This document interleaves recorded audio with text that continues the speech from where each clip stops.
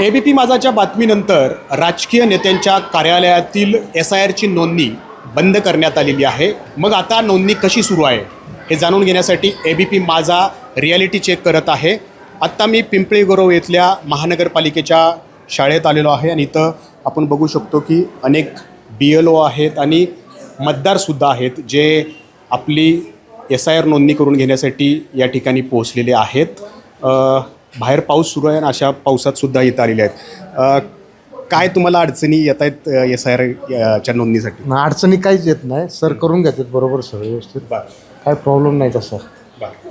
ठीक आहे. आणखी चालू आम्ही हां, कारण मुदत संपायला आलेली आहे. मुदत संपायला आली. इथं एक आणखी आहेत मतदार जे आपल्या लहान बाळाला घेऊन आलेले आहेत. मुदत खरं तर संपत आलेली आहे आणि अशा प्रसंगी बाहेर पाऊस सुरू असताना पण तुम्ही आलेला आहात. काय काय अडचणी येत आहेत का यामध्ये? काही म्हणजे जुने रेकॉर्ड शोधायला त्रास होत आहे. हां, बाकी दुसरं नाही काय असं. रेकॉर्ड आहे आपल्याकडं? आहे ना, भेटतंय पण वेळ लागतोय. सर्च करावं लागून वेळ लागतो. सर्च करण्यासाठी काय काय पद्धती तुम्ही अवलंबताय? कारण 2002 पासूनचा डाटा लागतो यासाठी. तर जसं मॅडम बोलतात तसं आम्ही त्यानुसार आम्ही करतोय सर्चिंग. तसं भेटतं तर बाकीचं नाही.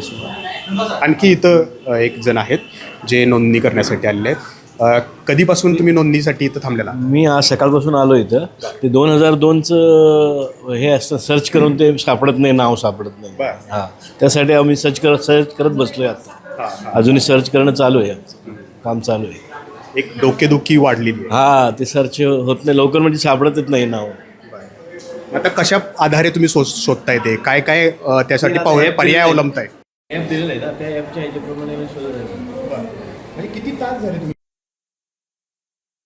1 तास झालं हे शोधतो मी, सापडत नाही. म्हणजे हवेलीमध्ये बघितलं, नंतर ते मुळशीमध्ये बघितलं, कुठं आहे ते. ॲक्च्युली पहिली मी सांगलीमध्ये राहतो, आता पिंपळी गुरवमध्ये राहायचं होतं ना, चालू आहे.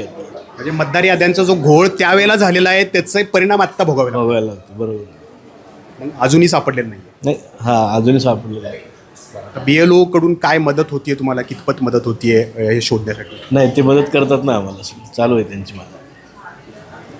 तुमचं नाव काय आहे आणि तुम्ही 2002ला कुठं मतदान केलं होतं? माझं नाव राजू रामा गोसावी. मी 2002ला नवी सांगलीमध्ये मतदान केलं होतं. आता त्या यादीत नाव नाही?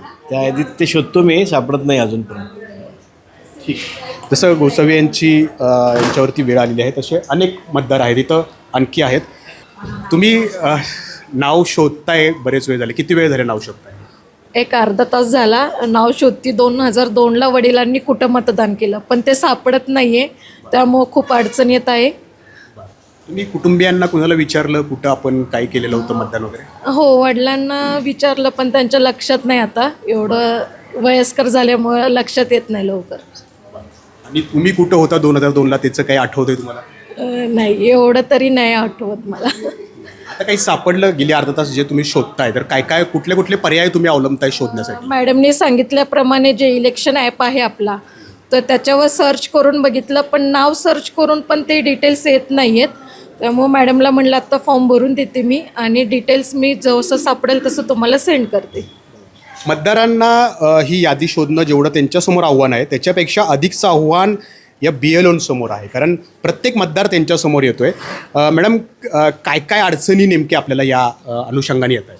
अडचणी खरंच खूप येत आहेत, कारण बऱ्याच लोकांना त्यांचं 2002चं नाव कुठल्या यादीत आहे ते लक्षात येत नाही आहे. आम्हाला शोधून देता येतं आहे त्यांना, पण त्यामध्ये खूप वेळ जातो आहे, कारण फॉर्मही भरावं लागतो आहे आणि व्यक्तीचं 2002चं नावही शोधावं लागतं आहे.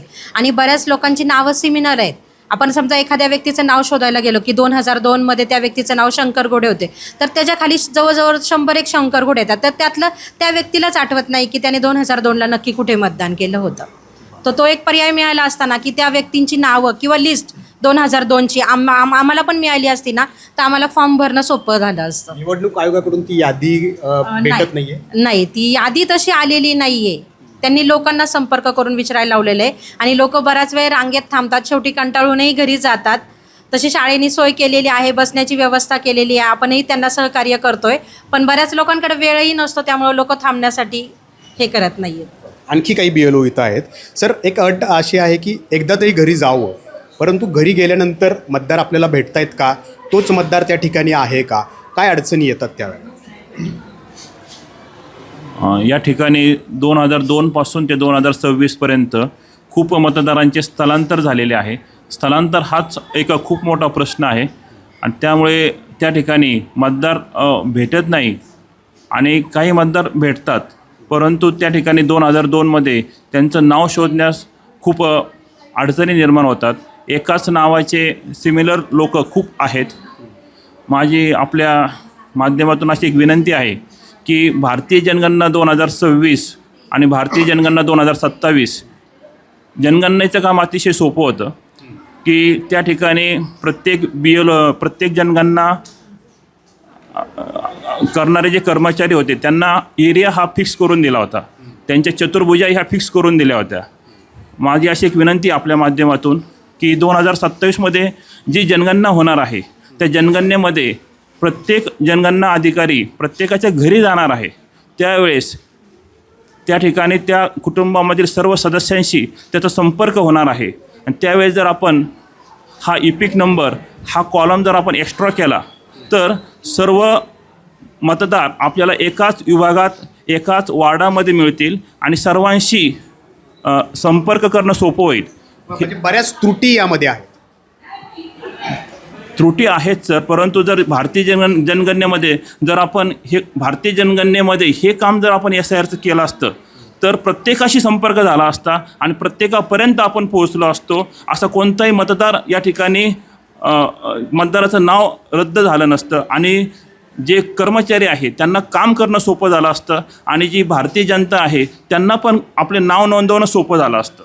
बरेच त्रुटी आहेत आणि त्रुटीमुळं अनेक फटके जे आहेत किंवा BLOंचे डोकेदुखी यामध्ये वाढलेली आहे. मॅडम, काही फोन नंबर पण भेटत आहेत, म्हणजे हे जे मतदार असतील ज्यांना SIR नोंदणी करायची आहे, फोनवरून तरी संपर्क होतोय का त्यांच्याशी आणि काय नेमकं प्रतिसाद त्यांच्याकडून मिळतो? नाही, फोन नंबर खूपच जुने आहेत, त्याच्यामुळं काही काही नंबर बंदच मिळतात ते, त्याच्यामुळं तो म्हणजे मतदारांशी संपर्क होत नाही आहे.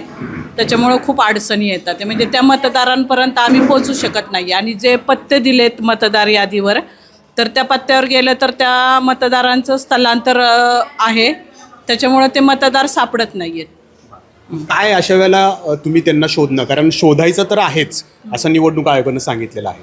तर आम्हाला मोबाईल नंबर भेटले तर ते त्या लोकांशी संपर्क करून आम्ही पत्ते मिळू शकतो आणि त्या पत्त्यावर आम्ही जाऊन त्यांचं म्हणजे त्यांना माहिती देऊ शकतो किंवा फॉर्म भरून घेऊ शकतो त्यांच्याकडून आम्ही तिथं जाऊन प्रत्यक्ष फील्डवर जाऊन. याच्या पलीकडे आणखी काय अडचणी आहेत? अडचणी तर आहेत खूप, म्हणजे तेच मतदारांशी संपर्क होऊ शकत नाही आणि मतदार इथपर्यंत येऊ शकत नाही आहे कारण मतदारांना अजून पण माहिती नाही आहे की हे फॉर्म भरायचेत वगैरे म्हणून. तर ह्या सगळ्या अडचणी आहेत ज्या BLOंच्या समोर पण आहेत आणि मतदारांच्या समोरसुद्धा आहेत. SIR नोंदणी तर प्रक्रिया सगळी पूर्ण करायची आहे, परंतु या अडचणींचा सामना BLO आणि मतदारांना करावा लागतो आहे. त्यामुळं हे आव्हान पेलून ही SIRची सगळी नोंदणी प्रक्रिया जी आहे ती राबवावी लागणार आहे. ABP माझा, उघडा डोळे बघा नीट.